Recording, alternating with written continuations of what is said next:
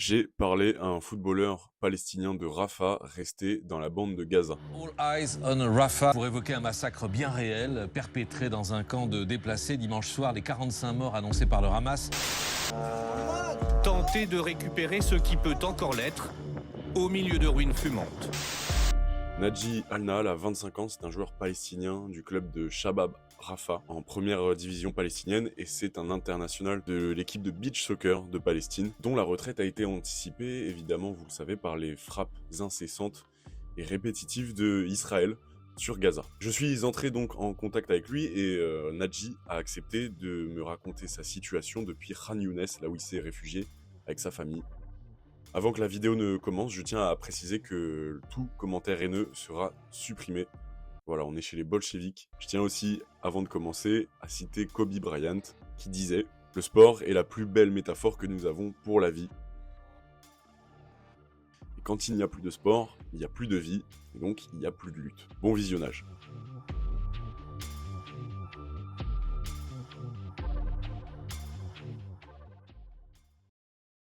Il me semble évidemment pertinent de rappeler le contexte dans la bande de Gaza. Les représailles israéliennes depuis l'attaque du Hamas le 7 octobre 2023, qui avait fait 250 otages et 1200 victimes, sont énormes. Il y a eu une entreprise d'anéantissement, évidemment, comme on le sait tous, les 15 mois de bombardement d'une brutalité inédite. À la fin, il n'y a plus de Gaza. Le ministère de la Santé du Hamas nous rapporte 45 000 morts, dont la plupart sont des femmes et des enfants, ce qui rend encore plus un caractère terrible à ces attaques.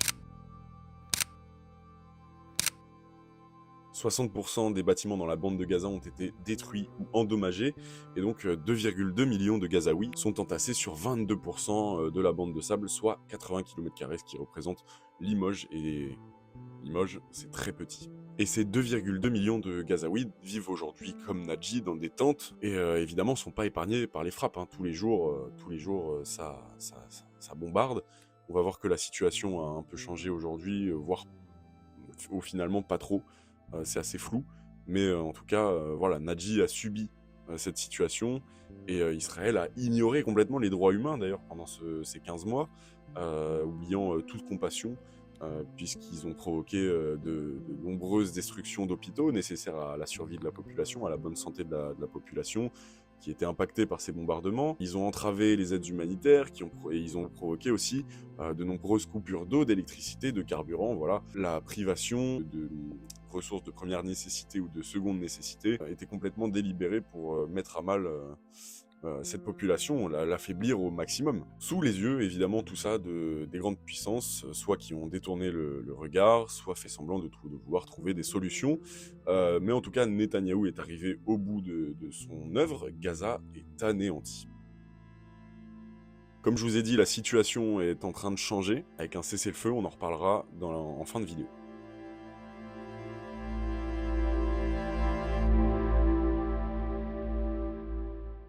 Nadji et sa famille font partie des survivants. Alors comment je l'ai trouvé? Moi, je voulais absolument faire un article sur le conflit, et quoi de mieux dans mon secteur, puisque je parle souvent de sport, de politique, etc. Je prends souvent cet angle parce que c'est un angle qui me tient à cœur.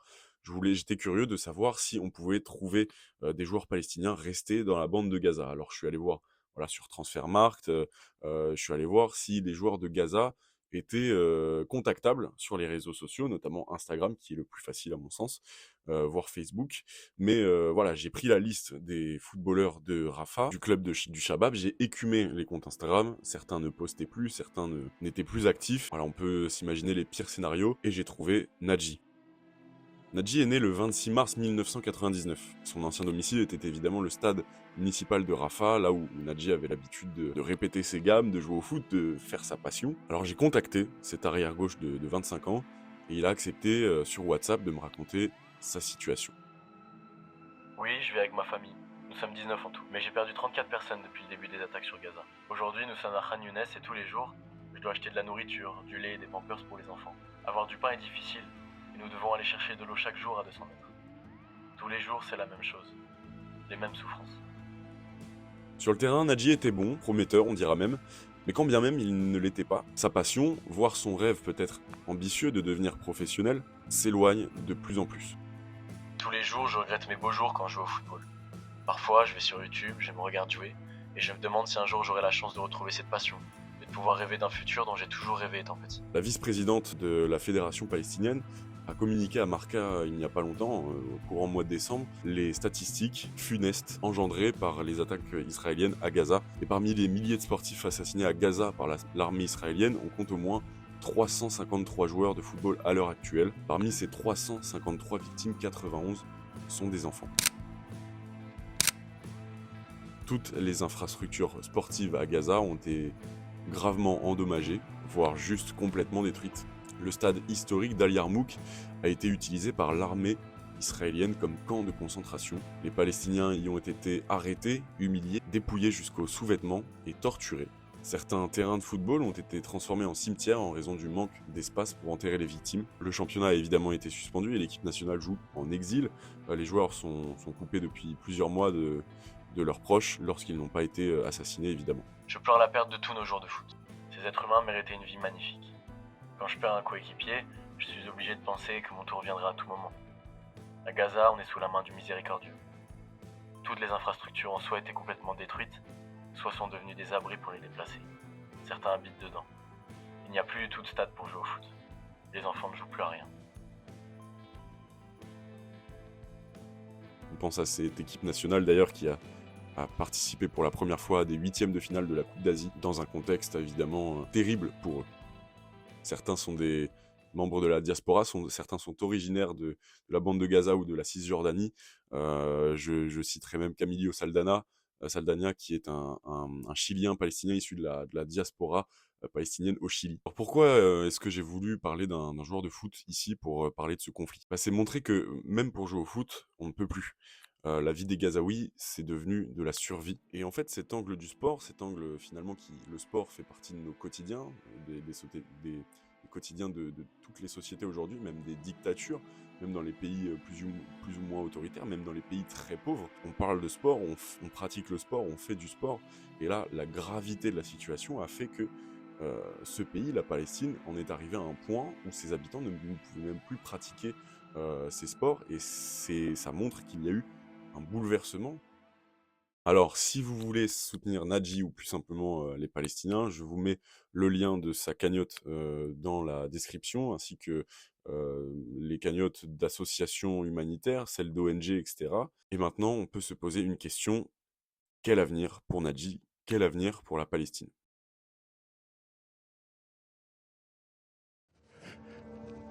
We did what we could.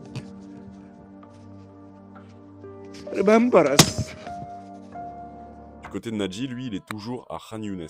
Lui, il a essuyé les bombardements tout au long des 15 mois, comme le 17 décembre, lorsque Israël bombardait l'école Sheikh Jamil, faisant 12 morts à Khan Younes.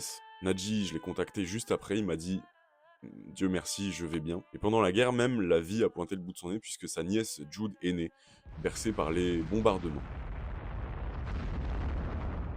Le Pakistan salue le cessez-le-feu à Gaza. La Chine applaudit l'accord sur le cessez-le-feu à Gaza et l'échange d'otages. Le Japon se réjouit qu'un accord ait été conclu. Un accord, enfin. L'accord porte sur 3 phases de cessez-le-feu qui comprennent la libération des otages retenus dans la bande de Gaza par le Hamas, celle de prisonniers palestiniens et l'entrée des aides humanitaires dans l'enclave et le retrait progressif des troupes israéliennes. Et la phase 3, c'est important, le reste des otages décédés seront remis à leur famille et un grand plan de reconstruction pour Gaza sera lancé. Mais à la date du 16 janvier, à l'heure où je tourne cette vidéo, Israël, malgré ce cessez-le-feu, a continué de bombarder Gaza, faisant 75 morts encore. C'est à se demander où est-ce qu'on va vraiment. Est-ce que c'est juste pour apaiser le monde ? En tout cas, les Gazaouis sont contents. On a vu plein de photos de célébration. On a vu des vidéos où les Gazaouis disaient vouloir reconstruire d'ores et déjà le pays directement, voilà, sans perdre de temps. À voir ce qu'il va advenir. J'espère que Nadji ira bien aussi. Mais en tout cas, voilà, j'espère que cette vidéo vous aura plu.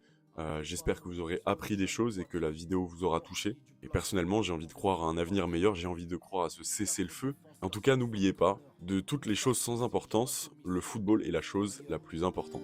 En fin de match, aucun maillot ne s'échange. Et espérons alors que les terrains pourront rapidement se reconstruire à Gaza pour que tous les Gazaouis, dont Nadji, retapent rapidement dans le ballon pour oublier l'espace d'un moment toutes les horreurs vécues. Abonne-toi, like, partage. Moi je te dis ciao.